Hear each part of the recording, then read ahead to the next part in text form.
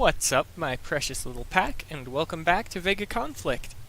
The Alliance War has come to a close. I hope that all of you could get whatever you are after. If you couldn't, I hope that you can do better next time.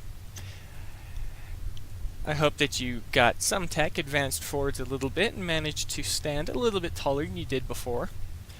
Next up, we have Smash and Grab. Alright.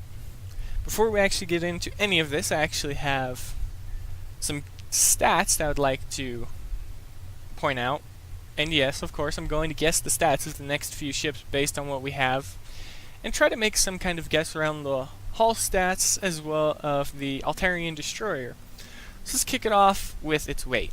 My guess of what its weight is going to be based on what everything else has been so far. I'm guessing it's going to be around 17,723 tons. As for health, I want to say around 4,437 hit points. Next, it's cargo capacity. I think it's going to be able to carry around 1,550,750 tons. So, roughly a 10% increase over the predecessor. Well, not 10%, a 25% increase was what I guessed it to be at. And that's the primary stats. We know the destroyer stats always get the range boost, stuff like that. Okay, now to try and guess its overdrive. I actually think this is more in line with its class, so I think it will actually be a range boost to projectile weapons, similar to what the Bastion does for the cannon class weapons it can equip.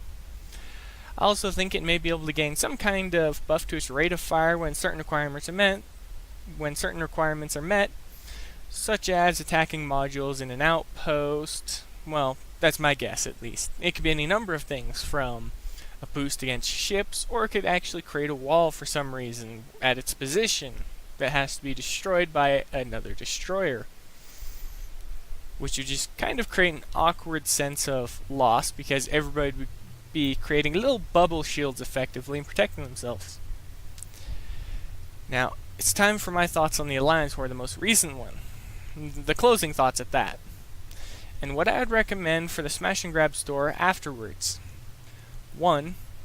I found out at the end that you can't actually attack another player in your own space for points, so you actually have to go into the unstable sector just to earn points.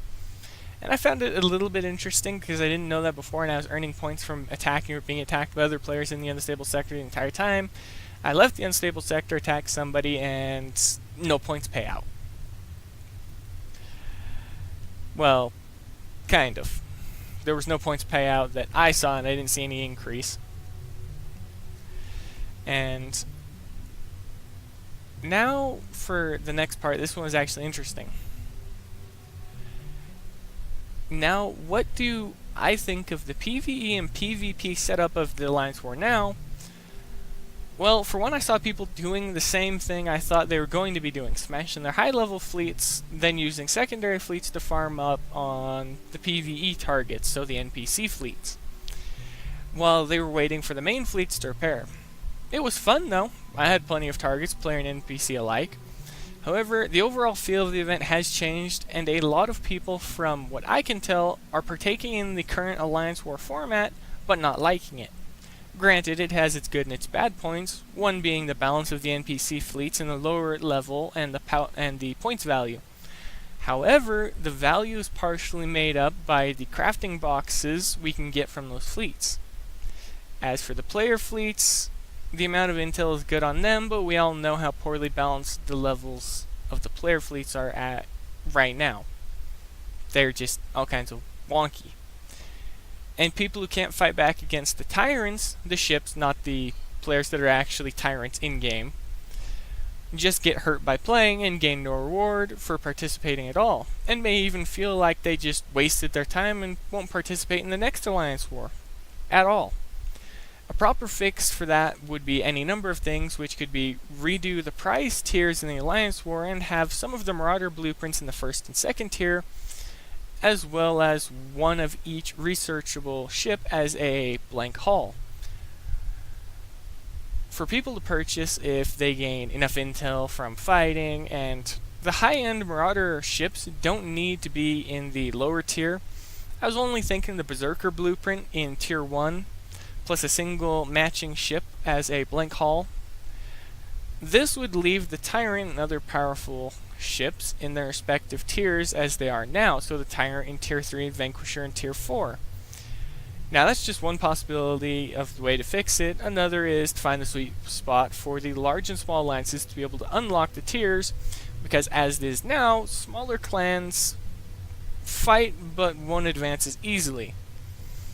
That said, the tiers for the current alliance war were a bit far, but they were doable by me and my clan. That doesn't mean I liked it, and a fix for it would be any of the following. Tier 2 could be around 15,000 solar shards to unlock, Tier 3 could be around 80,000 solar shards to unlock, and finally Tier 4 could be around 450,000 to unlock. And this is based off of the previous versions of Alliance where I have played and the current version. Further balancing would most definitely be needed, and this is what could be a soft spot for all the clans, small and large alike. This is all just what I have to say more or less about the Alliance War this time. That's going to be about it. There's not much else to talk about because the Alliance War is fairly straightforward. There's the NPC Marauder fleets and the player fleets, and we all know what happens when you fight them. Now, on to the smash and grab I mentioned. What would I recommend? First and foremost, the Paladin Carrier, the Guardian Cruiser, and the Liberator Destroyer. Why did I pick those three? Because they are what my main fleets are mostly consisted of, with a few Pegasi in my second fleet, but they are optional and could be replaced with more Liberators. That's it for the list. That's the shortest list ever, and again, in case anyone didn't catch that, Paladin, well, not the blank hull there, but the blueprints. Pick up the Paladin if you can, pick up the Liberator, and pick up the Guardian. So the three right here. We, however, can't get armor or weapons for them because everything right now is all for bases. Except for the Charger Swarms. These weren't in the last one if I'm not mistaken. All of these were not in the list at all. You can, however, get the Pegasus's weapons. Down here you can get heavy Redeemer missiles, the Redeemer missiles, as well as the Harmonic Xeno siege casing. I wouldn't actually recommend the siege casing if you're going to be doing player fleets. I would actually recommend you pick up the Harmonic Beam capacitors, and the Xeno version, double stack them so you can get that nice 5% buff on any of your ships in your fleet, and it gradually builds up with the higher level fleets. As for the Talonite plates, I'm going to unlock the level 3 because I can't see myself grinding out during this smash and grab just to unlock a few heavy Talonite plates level 2. I may unlock one more for my bridge because I only need one more, I think. Yeah, one more. But that's going to be about it for this video, everybody.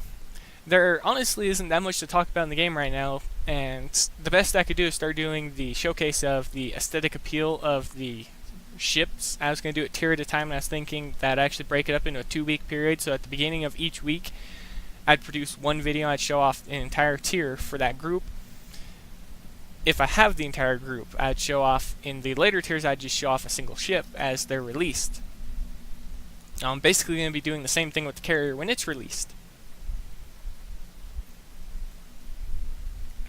But that being said, what did all of you think about the Alliance for this time around? Was it good? Was it bad? Did you get anything you wanted? Was PvP as it always is and unbalanced and just all over the place for you? Did you find that sweet spot against the AI fleets that you could actually manage to do them?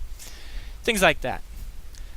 But if you liked the video, feel free to leave a like and a comment. Most definitely leave a comment because it is very helpful, and it's also nice to just see feedback. But that's going to be it, everybody. And as always, I'll see you later.